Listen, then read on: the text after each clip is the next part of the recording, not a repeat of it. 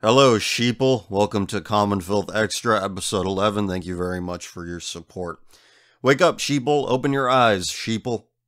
What are you doing, sheeple? God, you sheeple are so dumb. Sheep plus people equals sheeple. You've heard it before. I've heard it before. You may have used it before. I think I've used it before.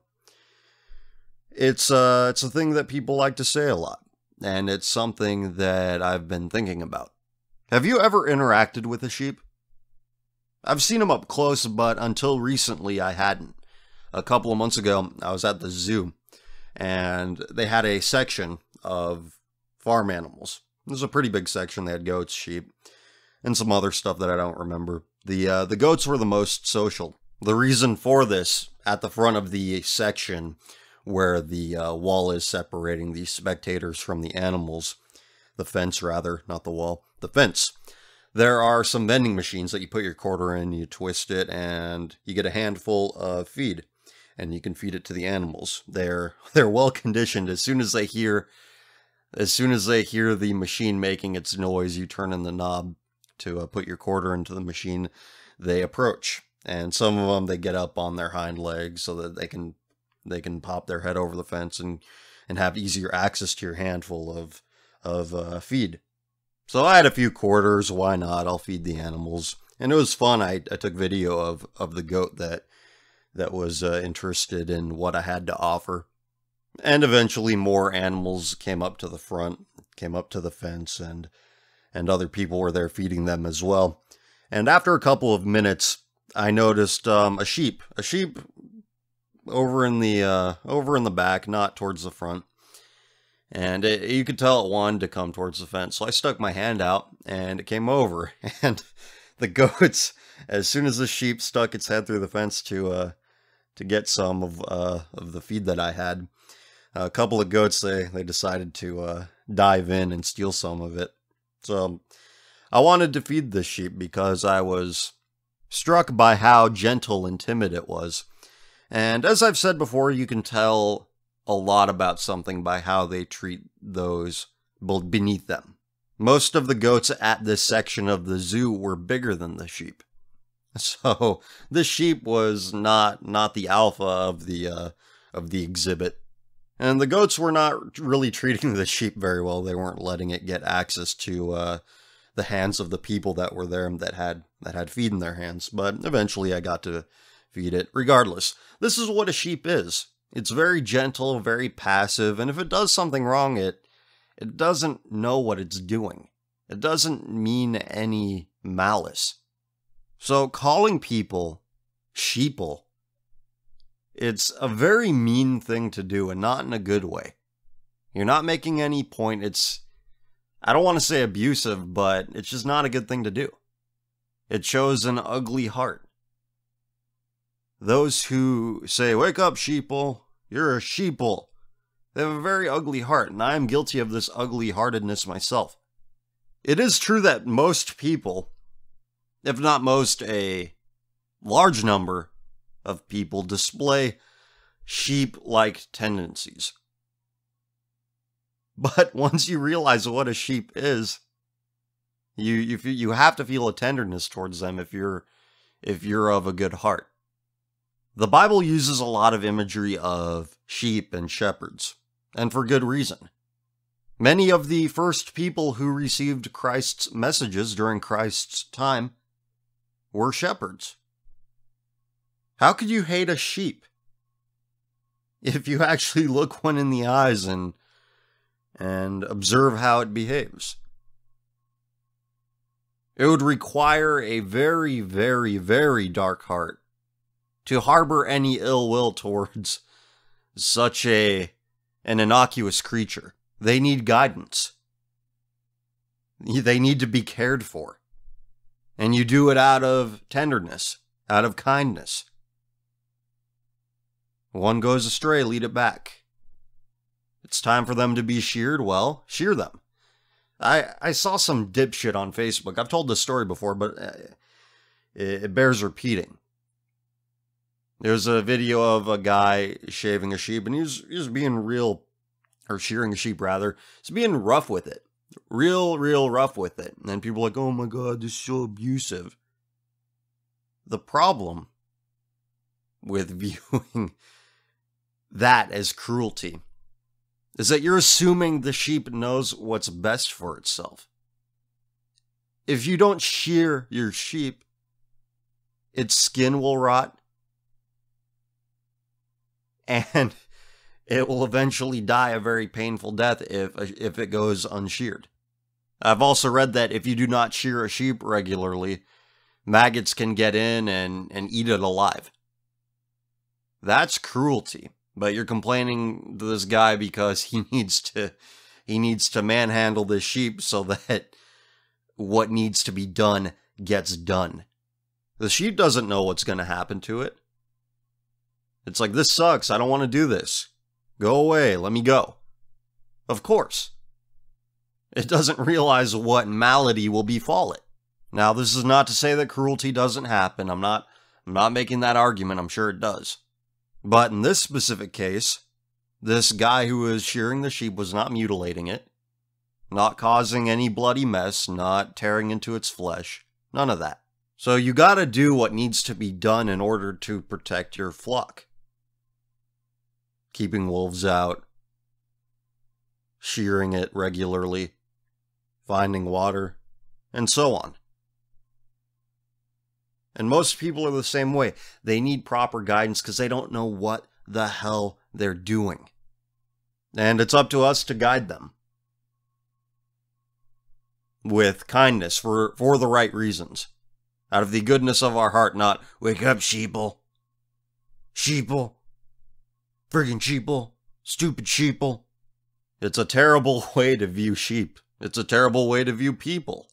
It's a terrible way to view sheeple. God tells us to take care of our flock, but, I understand it might be difficult to tell who your flock is and who God's enemies are. We should not tolerate God's enemies. But, whatever. Should we do the news? Let's do the news. Feeling lonely? Some turn to snuggling with strangers. Well, that's really sad. And then below that, this is on Drudge Report. Algorithm determines whether couples should stay together or break up. We're raising a generation of autistic children. We have raised a generation of autistic children. This is due to a variety of factors. Maybe it's because people are having children too late in life. That could certainly take the blame. Maybe it's something in the water. Maybe it's too much soy in the modern diet. Who knows? But yeah, let's look at the algorithm thing. Beep boop, we can't be together. We are not algorithmically inclined.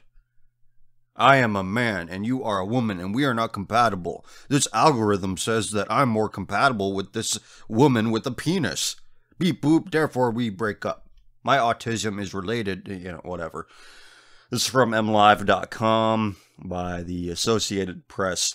When Rashid Amini's girlfriend wanted to break up 2 years ago, he wondered if he could mathematically prove that they should stay together. Dude, the answer is right there that you want to prove it mathematically. It's like I said, women are more emotional. They're more social. Their attraction, long-term attraction anyway, is based on these two factors. Like I said, looks could get you started, but looks can't keep her. It just can't. So, I'm going to prove to you mathematically with algorithms that we should be together. There you go. You already lost right there. It's not logical. It's not visual. Whatever. Continuing. Amini was working as a systems engineer at NASA's Jet Propulsion Laboratory at the time. He knew how to build predictive models about space missions using algorithms. Maybe he could apply the same approach to matters of the heart. He returned to his alma mater to pursue a doctorate in astrophysics at Washington University while also developing a romance predictor. Oops, went too far. On Friday, he launched Nanaya.co, an online site that can predict the user's chances of finding an ideal match, where it's most likely to happen, when you should settle down, and how happy you're likely to be in the relationship. There's also a section on how to change your current behavior, such as where and with whom you socialize. to increase your odds of meeting your ideal match. The site is currently free. And before I continue, let me elaborate on that. Looks, it matters to some, but, over the long term, it means less and less. I see these fat slobs who play video games professionally, and they have decent-looking girlfriends. What does that tell you? Looks are not the defining factor when it comes to a man's attractiveness to a woman. I've seen this in my personal life as well. People bitching about me for saying that bodybuilding and being obsessed with the male aesthetic is gay. They didn't listen to what I said after that. There's nothing wrong with being fit, but it has to provide some sort of function, or it has to be a result of some other productive activity. Or else you're going to become obsessed with this grotesque ideal, this mockery of an ideal. And your attraction will then be developed, will be tied up into that as it develops to its natural extreme. And then all of a sudden you're obsessed with how your own cum tastes. I've seen screenshots. I've seen screenshots from Fit on various pages, various humorous pages, about, he was a green text story, some guy telling a story about girlfriend giving me a blowjob. I cum in her mouth. She tells me, "Oh, your cum tastes really bad." And he says, "Yeah, I know." Yeah, I know. That's what he says. I'm sorry to be vulgar right now, but that's just what it is. There's no other way I can explain this. To tell you why being obsessed with the male aesthetic, being preoccupied with the male aesthetic, is a bad thing. Here's another one. I saved this. Who lifting as New Year's resolution here? Gonna be buff as fuck by summer. And the first response to this post. I've been lifting for 2 years. It made me realize I was gay. Long story. Anyway, good luck. Remember to activate thy almonds. I don't know what that means. So, there you go. Social media is a fascinating thing.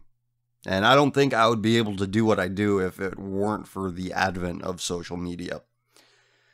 It provides you with the greatest insight to what the common man thinks, to what the common person thinks is good, to what the common person does. Fascinating and terrifying all at the same time. Anyway, let's continue with Algorithm Boy here. As a theorist whose job it is to come up with models that represent reality that you can make decisions from, I thought I could do this, he said. The idea of making personal decisions based on information and science has been around for a while. But because romance is so subjective, it can be the hardest problem to solve simply based on data. On the site, users begin by taking a romantic personality test. Then there are other questions about lifestyle preferences, values, future goals, and one's experiences being single. It also takes into account your deal breakers in a future partner. It's different from the plethora of dating or matchmaking websites, some of which use algorithms to match users with likely partners. Nanaya's predictions are based on the user's responses in relation to all the other data collected from the rest of the users in its database. Currently, about 22,000 people have taken the personality test, which enabled him to design the beta. Before Amini adds the stay together or break up feature in the reports, he wants to reach at least 100,000 users to make the results more reliable. The site is aimed at people in their 20s and 30s who are wondering whether to stay in a relationship or continue to play the field. This is ridiculous. Using math to decide matters of the heart, matters of the soul. Should we stay together? Oh, I don't know how to work it out. We could do the math. Let's do the math. Right now, if I had the rights to it or whatever, I would be laying in some Sonic the Hedgehog music right now. Roman Solowski, 33, filled out an early version of Amini's questionnaire to help out his buddy from college. At the time, Solowski had been dating his girlfriend for nearly a year and a half. His results indicated that until age 35, he would be happiest in a relationship with her, but after that age, he would be happier single. How are you supposed to interpret that, he said. Solowski proposed anyway. So far, he says things are going well. Maybe you should ask me 2 years from now, he said. Solowski, an attorney in Chicago, never shared the results with his wife. Well, I hope that's not your real name because now she's going to figure it out. I don't want to cause any trouble, he said. I don't think anyone is going to take it very well. Amini said Solowski's results do not predict that he and his wife will break up eventually. The analysis suggests that there were favorable odds that Solowski could have met a better match years down the line. What about Amini, the guy who made this? The one who made this algorithm, this website? Just something to think about. The main feedback is merely to consider it. Not because it's the truth, but just food for thought, Amini said. I like to think this a vehicle for self-awareness more than anything else. Bill Wing, co-founder of the Relationship Center of St. Louis Relationship Center. I guess if you live in a large enough city, you can get any sort of bullshit job if you... Oh, look, I got my master's, or I have my doctorate in some bullshit humanities thing. Here's my dissertation. Look, I'm a relationship expert now. What? I'm unmarried and middle-aged? No, shut up. You don't know anything. I have a degree. Anyway, Bill Wing, co-founder of the Relationship Center in St. Louis, says most people get a little itchy around age 35. It may be a good time for anyone to work on their relationships, he said. Wing sees value in using Amini's tools one part of a decision-making process. I think it's an excellent idea when considering a potential life partner, Wing said. So many times we stay with people because they are familiar. Well, I can't argue with that, but some people, they realize that the familiar is good and it's healthy. There are some people who prefer the familiar even if it is dysfunctional. And that happens a lot of the time, not saying that it doesn't. There's a lot of masochistic people out there, and I don't understand. Now, you might think that doing this is masochistic, doing Common Filth Radio, Tumblristas, and so on. But it all has a point. I don't dwell on it. It doesn't follow me around. I do it because I'm good at it. It lets people know that they aren't alone, and it entertains people. There's value in it. We're beyond, I'm making myself miserable. But it doesn't. It might annoy me. It might make me sad, but I get to see what people think. I get to hear from the people who like what I do, and it makes me happy. It really does. It provides me with a fulfillment, so it's not masochistic. A bad relationship where there's no win anywhere, that's masochism. But let's finish up this article because, we're almost done anyway. You don't want to settle because you are fearful or worried about whether there is anyone else out there, he added. Wing, who has counseled hundreds of couples over a career spanning more than 35 years, cautioned that regardless of whom a person marries, 2/3 of differences that arise will be perpetual and unresolvable. The couple's long-term success lies in how they deal with those differences. I'm not sure if there's an algorithm for that, he said.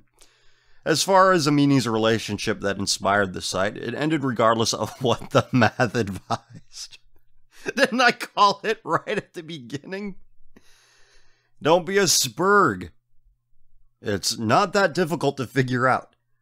Amini, 30, plans to defend his dissertation this summer and rejoin the engineers at the Jet Propulsion Laboratory. While working more than 100 hours a week on this site and his doctorate, he didn't have time for dating. But his own Nanaya analysis says he should settle down between 31 to 32 years old. So, he will be back on market soon enough, looking for the stars to align. Be less autistic. That's my advice. Not that difficult.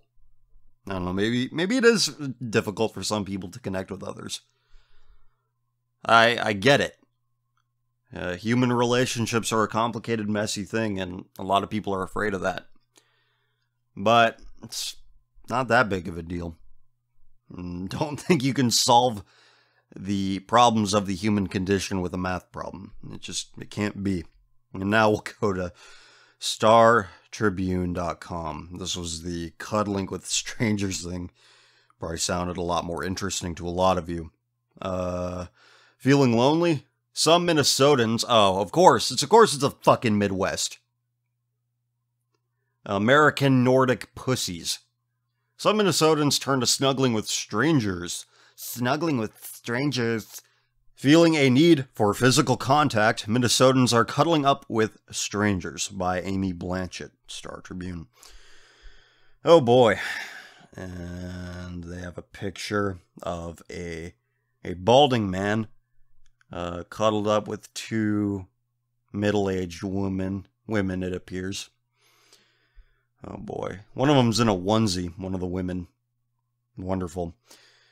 Captioned, a pillow commanded hug me as Becky Shipman, Thomas Stout, and Diane Long snuggled during a cuddle party at a home in South Minneapolis. Why would you have your name attached to this? Why? What win is there in having your first and last name attached to something like this?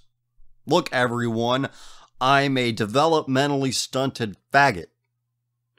I haven't grown up. Or I thought my career would, provide me with good, warm feelings, cuddles. Yay, I have a job. I have a career and many, many cats. Now, I know people like to say there are marriageable women out there. Well, look how they waste it. Look how they waste their reproductive capacity, their spiritual capacity. They sell their souls for an office job. Let's figure out if I'm right. After a few hours of conversation in a room at the Super 8 Motel in Roseville, Marissa Weiss fell asleep with a man's arm around her waist. The man, however, was not her boyfriend. In fact, they had met only hours before. Weiss, 22, was a professional snuggler. For $80 an hour? $80?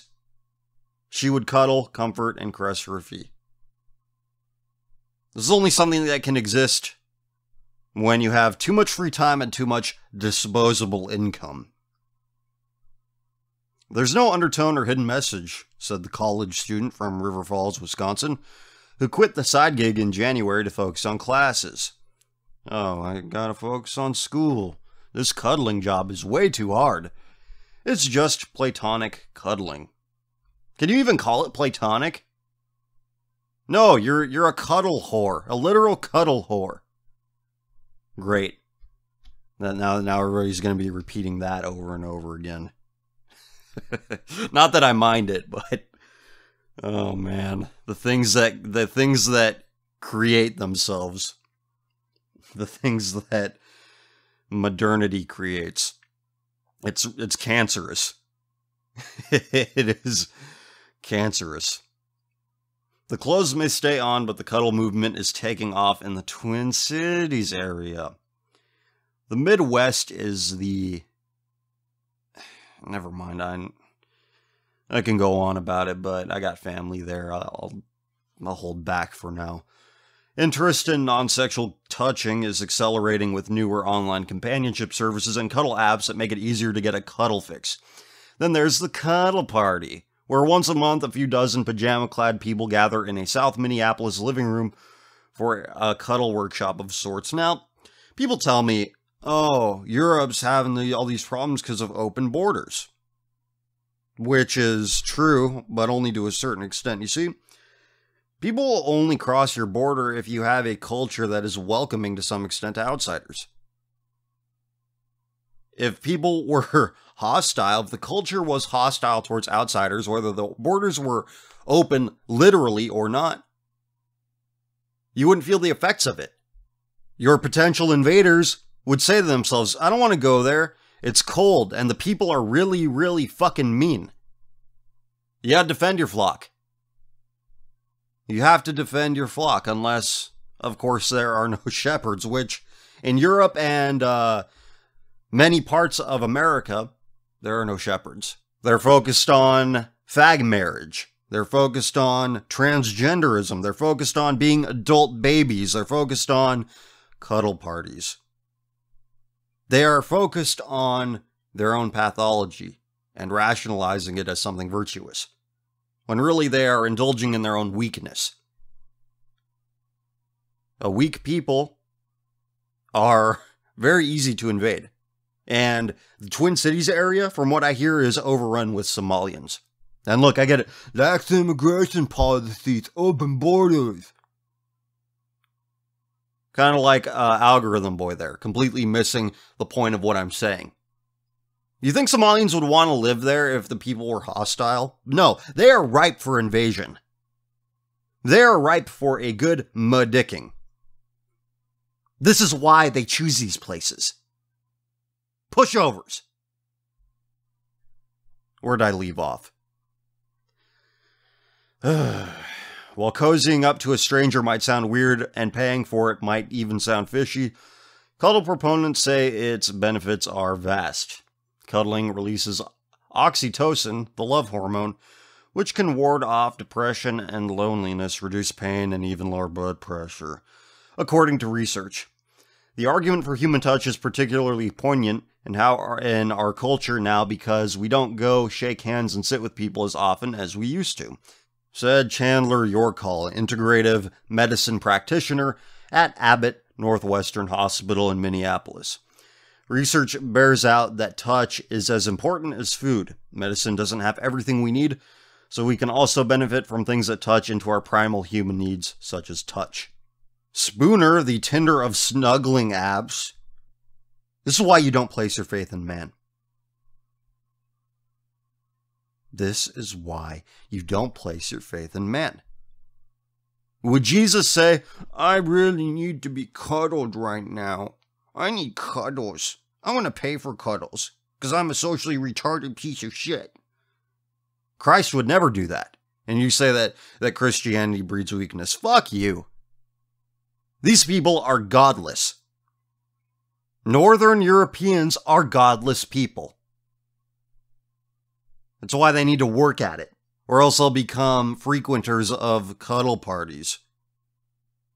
Fucking pushovers. How's your godlessness working out for you guys? Oh, I'm sorry, should I use something more gender neutral? Spooner, the Tinder of snuggling apps, was launched in September and has more than 300,000 downloads.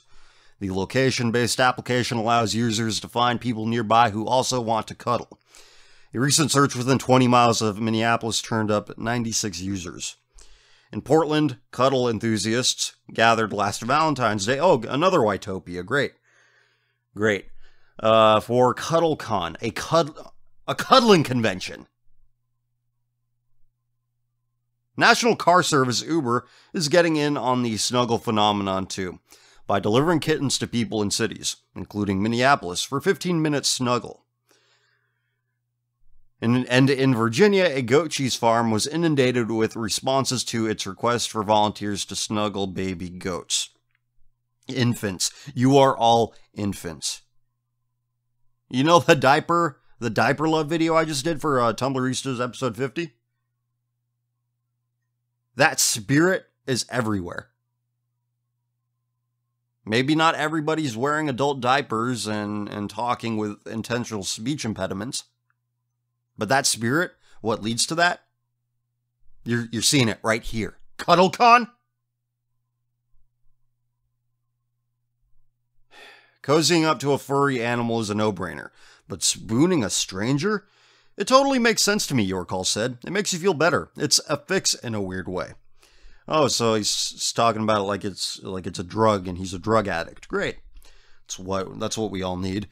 Blurred lines. Professional snugglers say they have to be open to snuggling people of all kinds and know how to respond to clients who have suffered trauma or who try to cross the line. You know, it sounds like a professional snuggler is a trauma victim. Your career is predicated on trauma. The blurry nature of for-hire cuddling, part massage, part companionship, can lead to disappointed customers and unorthodox requests. Cuddling professionals say. One female professional snuggler turned down a male client's request to wear black nylons. Another male client with a tragic story of abuse and neglect just wanted to hold hands and talk. Now you could say these are the sheep. Well, you got to rebuke your sheep, don't you? In a loving fashion. I think saying grow up is pretty loving. How else could you say it? Aren't you a little old to be doing that? No. They'll just say, no, I'm not. I have needs. So I say grow up. Grow up. In the most minor of ways. It's not like it's very difficult. You don't have somebody you can go home to at the end of the day and lay in the same bed with? You have nobody in your life like that. Great. Okay. Well, I'm sure some of them do, but they're all gay married, and that's great. That's great. Where was I? Research shows that babies fail to thrive without physical touch and connection to others. Yes, humans are social creatures. And interacting with people in solely the academic environment or the corporate environment or whatever, it's all very transactional how we interact with each other now. And this is proof that some people don't know how to interact with people outside of the transactional context. Why did you reload? Okay, never mind. It's here again. The page is reloaded on its own. Where was I? But can intimacy be bought? Not exactly, said Lauren Fogel, a psychologist and certified sex therapist for the Alina Health Clinic on Nicollet Mall in downtown Minneapolis. Sex therapist. That's the last person you need to be listening to when it comes to sex. I think people need to be mindful about what their intentions or needs are before pursuing something like professional cuddling, Fogel said. It is an unlikely means for intimacy, but perhaps a temporary means for comfort. The harm is when those two concepts become confounded. Many proponents of platonic cuddling are keenly aware that paying for cuddle time leads skeptics to assume that there's more than meets the eye. Well, I just called them cuddle whores. I didn't say they were real whores, but if you want to go there, fine. Sex is easy and sex is cheap, but it's more valuable to have a close connection, said Minneapolis professional snuggler Andrea. Everyone needs touch, and some people just aren't lucky enough to have the traditional venues for that. Well, traditionalism is always bad. See, I don't even like using that word anymore. Because if you go back far enough, you can say, look, that's traditional. Those Greek and Roman homos, they're very traditional. It's a proud Aryan tradition. Andrea, 23, who withheld her name to preserve her privacy. Finally, there's some discretion here. With your anonymity. And not your career choice, but it's a start. Said most of her clients are men in their 50s. They're successful businessmen who are lacking touch in their lives. Well, didn't I say something about I'm really focused on my career earlier on? Andrea gets clients through Snuggle Buddies, a New Jersey-based cuddling business with a roster of 125 snugglers. There's no hope. There's no hope, no future for America. This is a legitimate business. And by legitimate, I mean it's able to make money. It has 125 snugglers, a roster of snugglers. The company takes in half of each freelancer's fee, about $1,600 a month in revenue, said its founder, Evan Karp. On its website, I'm not saying their website, the Karp outlines the rules, including all clients must sign an agreement that no sexual activity of any kind with snugglers will take place. Well, that is slut shaming, and that is wrong. That is all sorts of shaming, and that's bad. If arousal happens, and it does, professional snugglers are directed to take a break or change positions. I'm getting grossed out reading this now. Thanks to the Cuddle Sutra. Why would you call it that? Why would you name it after the Kama Sutra if you don't want it to be sexual? Are you stupid? Yes, you are. The unofficial handbook for many professional snugglers. There are seemingly endless cuddle poses. Cheek to cheek, come to papa, sardines. This is a long article. No, well, not that long. I noticed my scroll bar was like halfway. And I was filled with a sense of dread just now, but yeah, it's gone. Despite clear expectations of platonic cuddling services, some people do cross the line. We have procedures in place to deal with that, former cuddler Weiss said. She wasn't required to carry a weapon, but I was armed. I carried a small blade with me. Nonetheless, she said the benefits of the profession outweigh the risks. During her first overnight appointment, her client lamented about his anxiety and depression before falling asleep next to her. I was honored to be able to help him at least a little bit, she said. There was nothing fishy about it. But you aren't horribly depressed by the loneliness and despair you are exposed to, the loneliness and despair that makes your service possible. You don't find that disturbing at all? You aren't bothered by that at all? Not in the least? Cuddle parties. One-on-one cuddling isn't your thing? Enter the cuddle party. How long before they start calling it a cuddle orgy? I mean, we have the Cuddle Sutra, right? In a Minneapolis living room, after paying a $20 fee, 9 pajama-clad adults spread out on a floor covered with blankets, pillows, and sleeping bags. Candace Hadsel explained the norms, including getting verbal consent to touch, practicing saying no, and respecting boundaries. If you came to this cuddle party tonight thinking you were going to get to have sex with somebody here, I'm sorry, but I need to disappoint you and tell you that sex is not going to happen, she announced. That's a different kind of event. Hadsel is a registered nurse. You're a registered nurse. You're educated, you're skilled, and you're doing this shit? What a fucking waste. And became an official cuddle party facilitator in 2006? This has been going on for 10 years?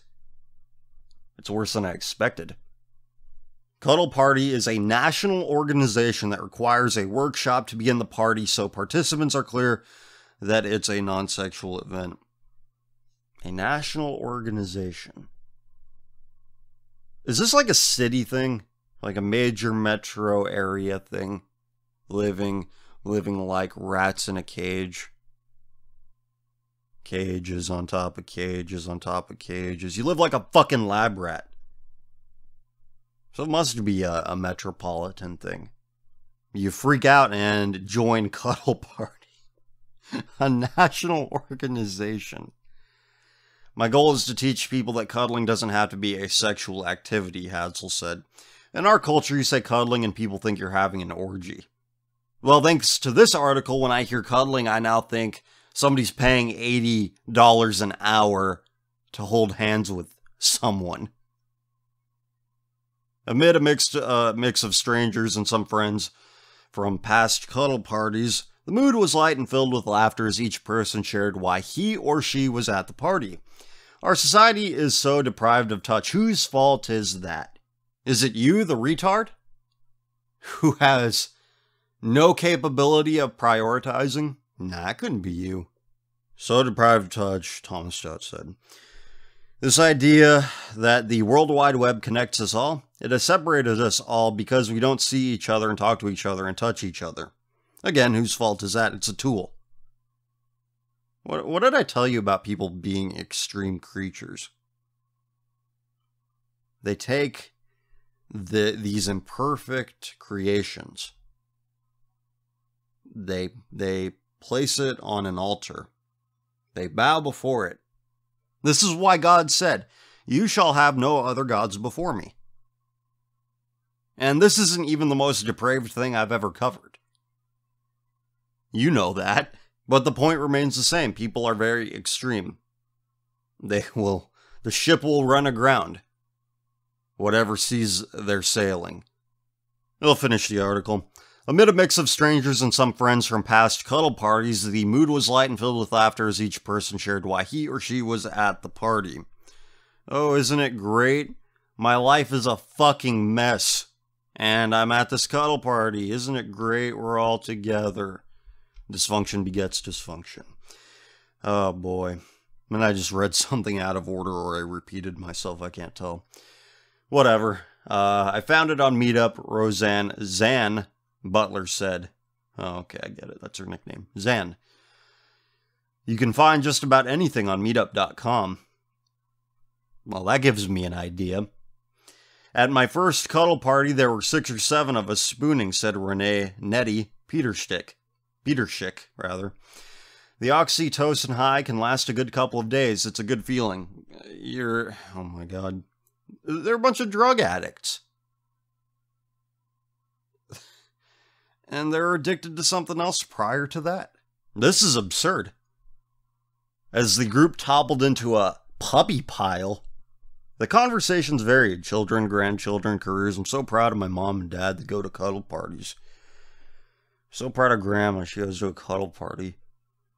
Much like an adolescent slumber party, some broke off into pairs or small groups. I want a snuggle sandwich, Diane Long announced, turning to Becky Shipman. Do you want to be the little spoon in front? Meetup.com. What else could you find on Meetup.com? I wonder, but we'll save that for next time because I'm running a bit late here. Are these people sheep or are they goats? Are they God's friends? Are they followers of God or are they God's enemies? Whatever the case may be, they're not long for this world. If I were a third world invader, I would look at this and laugh.